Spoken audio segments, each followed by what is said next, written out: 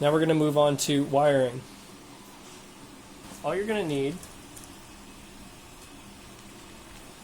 in the yellow bag, the last two bags in here are going to contain your M4 nuts and your M4 bolts. And these are for fastening the drag chain in place. And we're going to grab our drag chains, which we set off to the side at the start.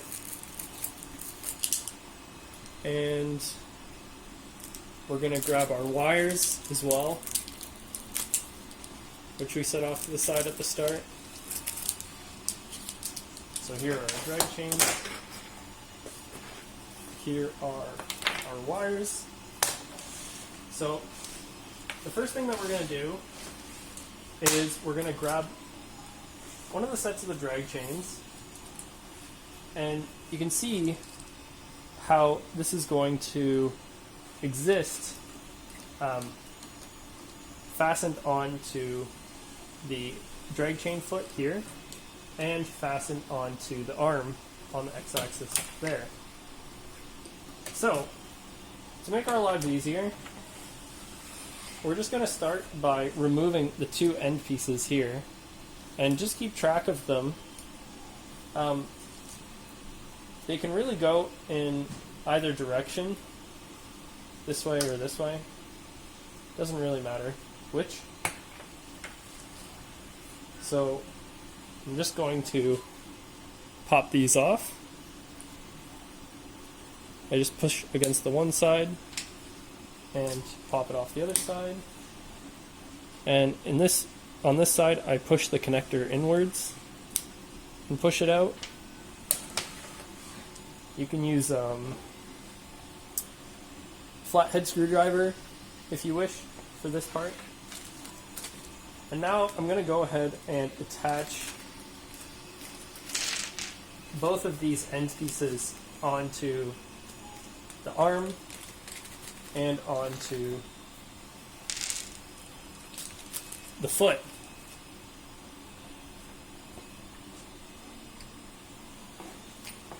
Using an Allen key.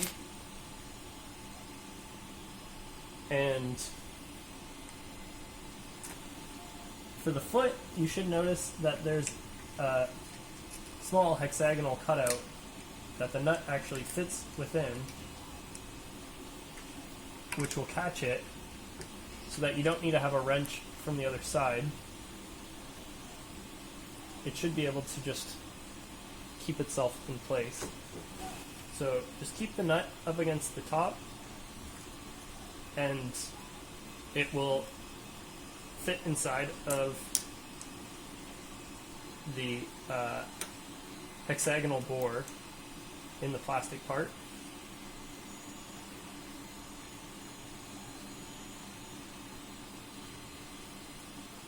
And allow you to attach this all the way on. And if you wish, you can use 2 bolts to hold this connector in place, which I'm just going to go ahead and do.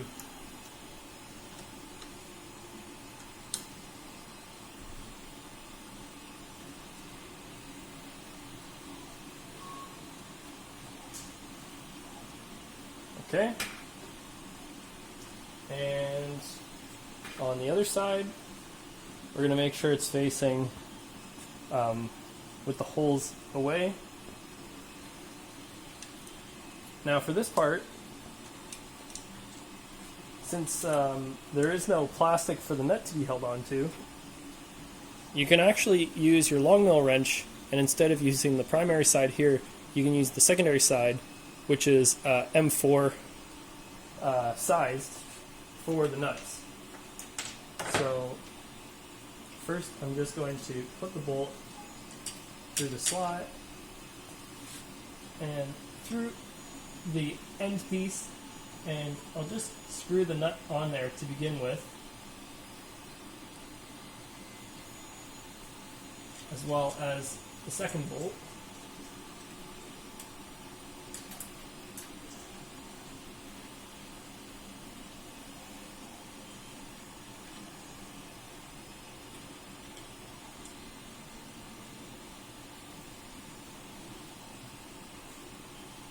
as I say, the 2 bolts aren't completely necessary.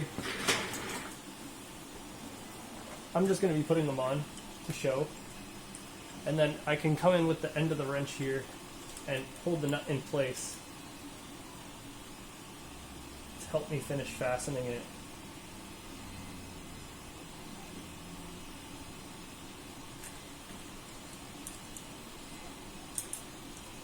And it makes the process a lot easier.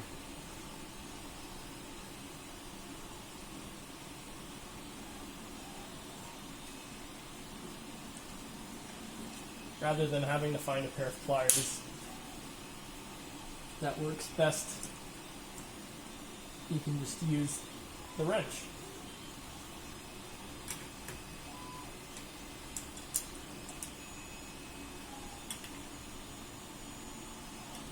You really don't need to tighten these down very hard because they're just supporting the wires in the drag chain.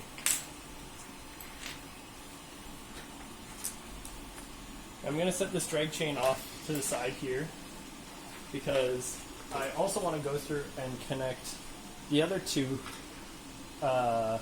end pairs for the x-axis. This is the y-axis, and now I can do it for the x-axis. So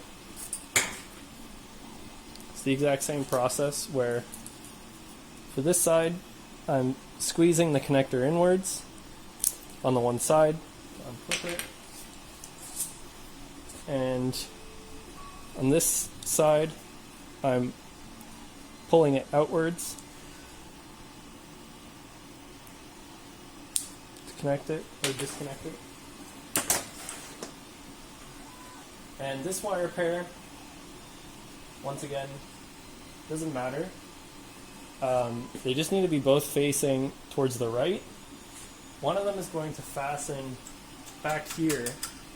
There's that hole that I mentioned back when you were assembling the x-axis that's in the aluminum. That's going to allow you to fasten one of those to the aluminum. And then there's a slot in the angled steel plate here, which is going to allow you to fasten the other. So for this one here, it just taps into the aluminum. The hole in the aluminum is tapped. Even if you strip it out, there's space to add a nylon lock nut from the other side.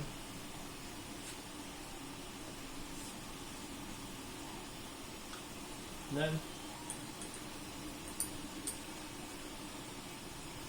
for the side here, I like to actually have the bolt come from the bottom with the nuts on the top.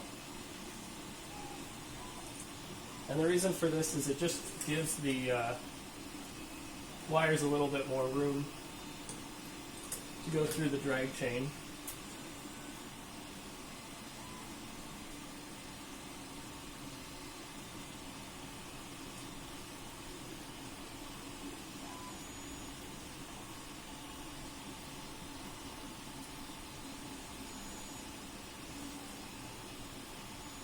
So I've got those just initially in place, and then I can use the wrench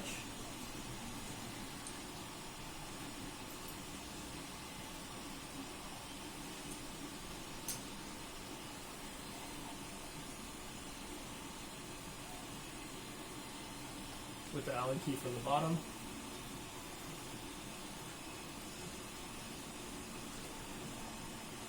And once you get one of these bolts tight, it's easier to get the other one on. The other one kind of follows suit. If you had a socket wrench at this part, an M4 socket wrench, which is I believe that's a 6mm, then that would make this process a little bit easier. once again, I'm not going to ream down on this really hard because all you've got is the soft plastic from the drag chain connector. So, you know, and you're just supporting the weight of the wires here and the drag chain. So the nylon lock nut's going to keep it tight, you know, whether you have vibration or just as the system is used over time. If you've already finished ahead of me, then now would be a good time to take another drink. Keep yourself hydrated. So that's what I'm going to do as well.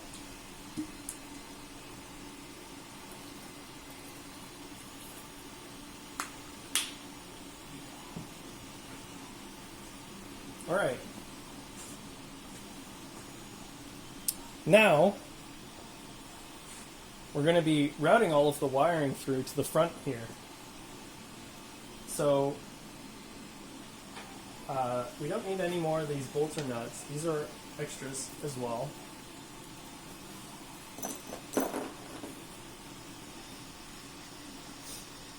And I'm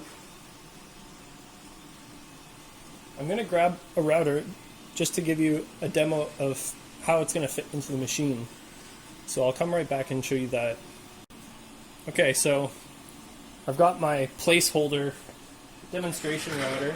This has basically the exact same form factor as the Makita does. And the reason why I'm showing you this step is just to show you how the router wiring is going to route through the drag chain alongside the rest of the wiring. So I'm just going to back the bolts on this face piece off far enough so that the bore of the body of the router can fit on here, like so. And you can set this at whichever height you wish. Normally I set it a little bit on the deeper side, and then I normally have the wiring come out on an angle to the side here. Now, the one thing you want to be aware of when you're placing the router here is the placement of this strain-relieved back wire. It's sticking around at the side here, past the boundary of the gantry.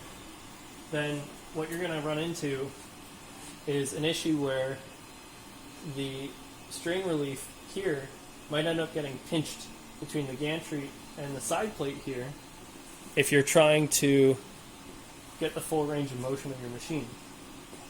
And so it's important that when you're setting this up that you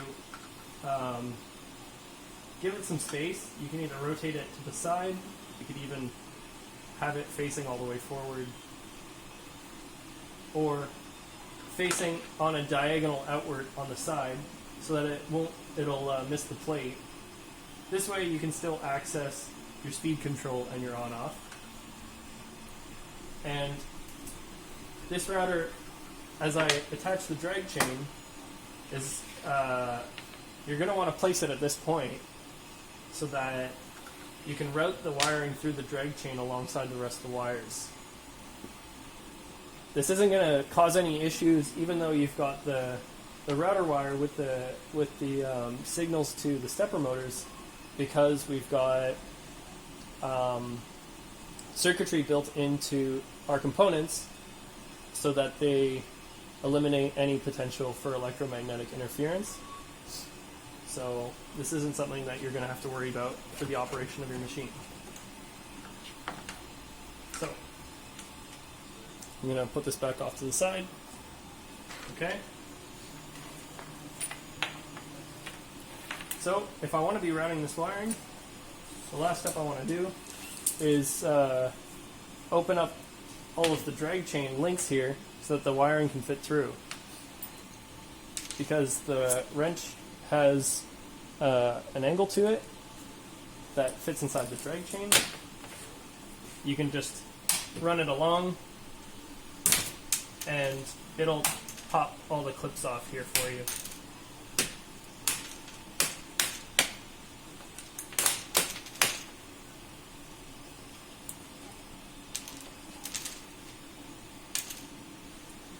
And the thing with these clips is that you really don't need all of them in order to keep the wiring in place on your drag chain. So a lot of the times what I'll do is when I put the clips back in place, I'll only put in about half or a third of the full amount. And the reason for that is just because the half or the third will still keep all of the wiring in place as you need it.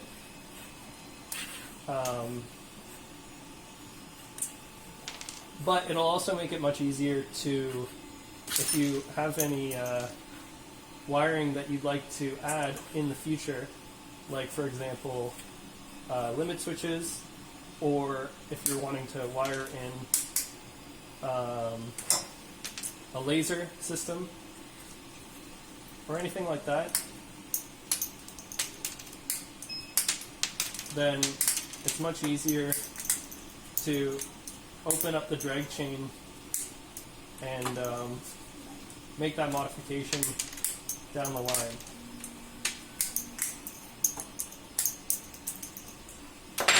There we go.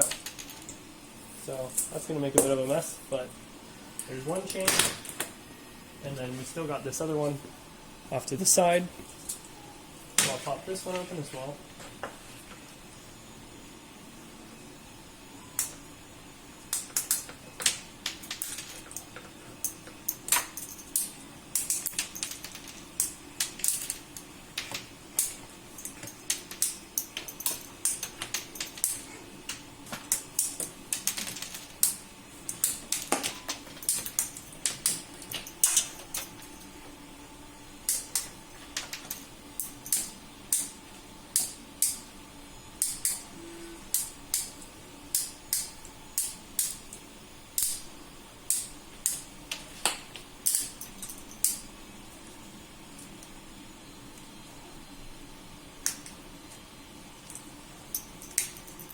There we go. Okay. That's quite a mess, eh? You might find clips around your shop for years to come. Who knows? It's just another form of glitter at that point. So I'm just going to clip on the one side. And I'm just going to put one every, I think I'm going to put one every 3.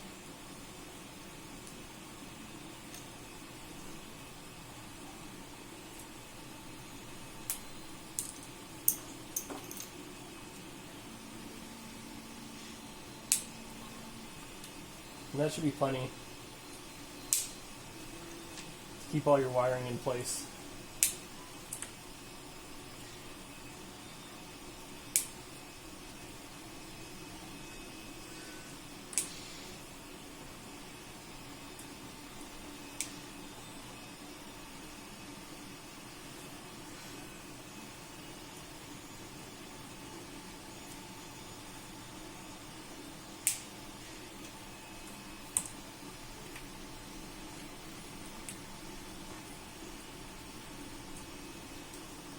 Now obviously,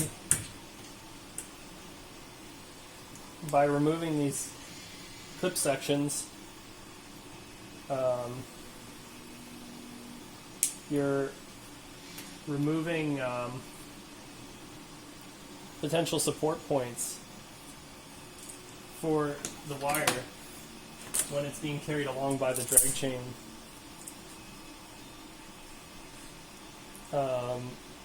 However,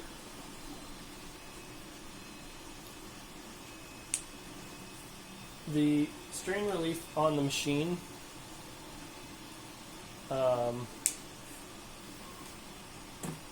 it doesn't have to be great, since the motor connectors lead straight into where the drag chain is, and the bend radius on the chain is quite wide for the gauge of wire that we're dealing with. And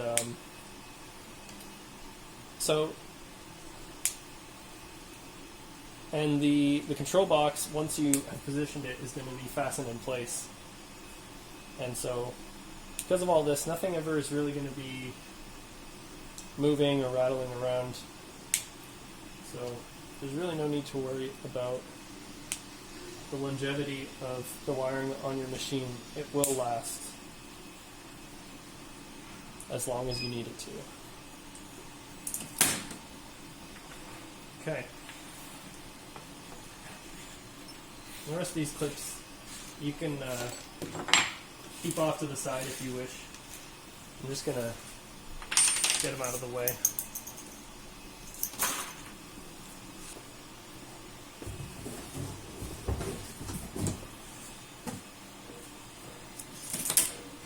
So normally, as I say, you'd be routing your router wire through, and then you're going to grab one wire, and you're going to be taking the white connector here, and you're going to be plugging it into the back of the motor for the Z-axis. And this should be clipped in place well. And then I'm going to make sure that I have the right direction on the chain, which will be indicated by the connector having two nubs and then the chain having two holes, and make sure that it's curving in this direction so that the x-axis can move across like this. So I'm going to put the wire up into the chain here, and then I'm going to put the chain onto the end connector that we mounted onto the back here. Okay. And then I'm going to route the cable through the chain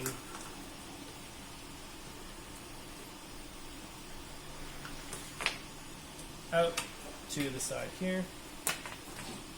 And I'm going to go and close all of these clips up.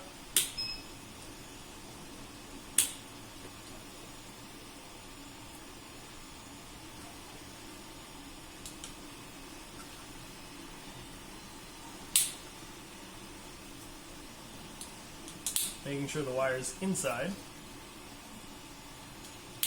And then I'm going to take this end piece and clip it onto the other connector, which is attached to the aluminum back here.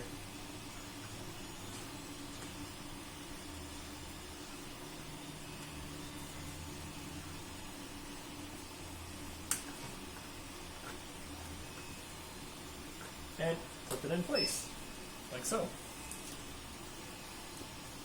And so now you've got the drag chain wrapped around the back.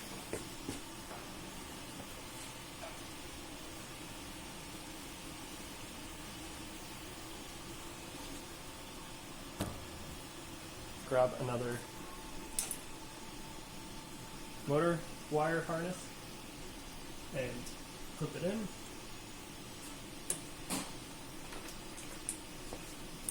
And here's where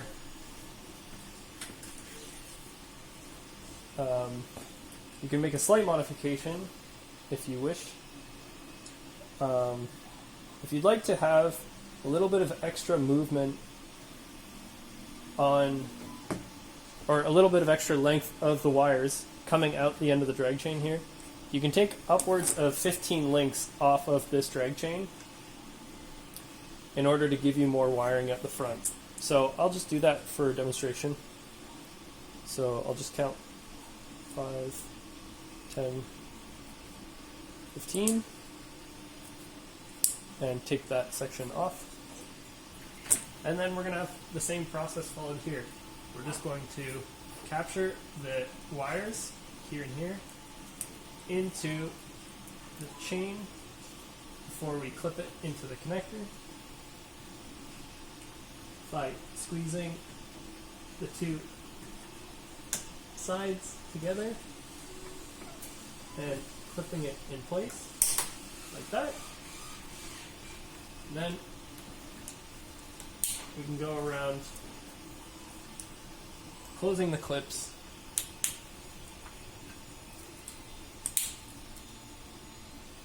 with the motor wire following through. We're going to be snapping the drag chain onto the connector back here.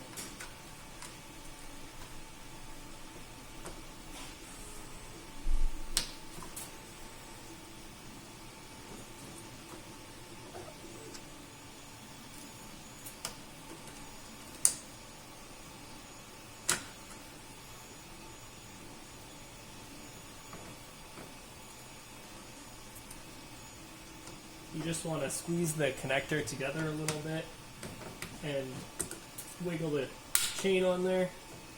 There we go. So now we got the chain like that.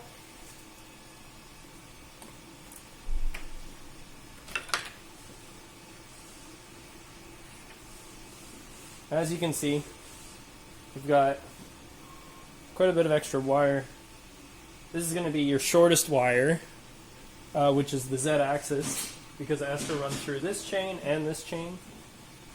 And then the rest of your wires are going to be in much greater length. The other two wires are much easier. All you do for them is you plug them in the back.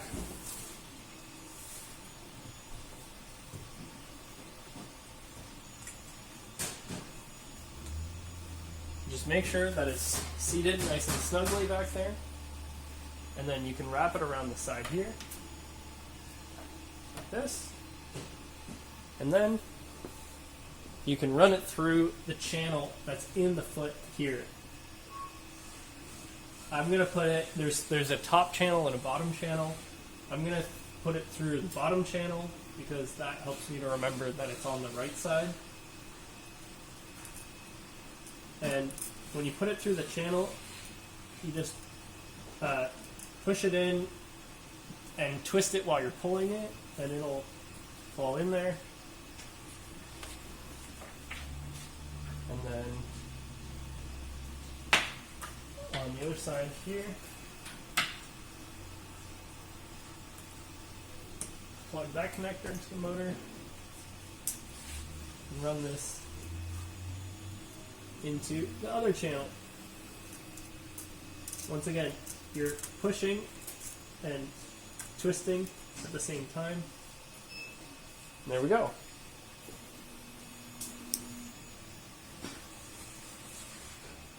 So, from this step forward, you'll be setting up your control box, and you'll be setting up UGS as just an introductory to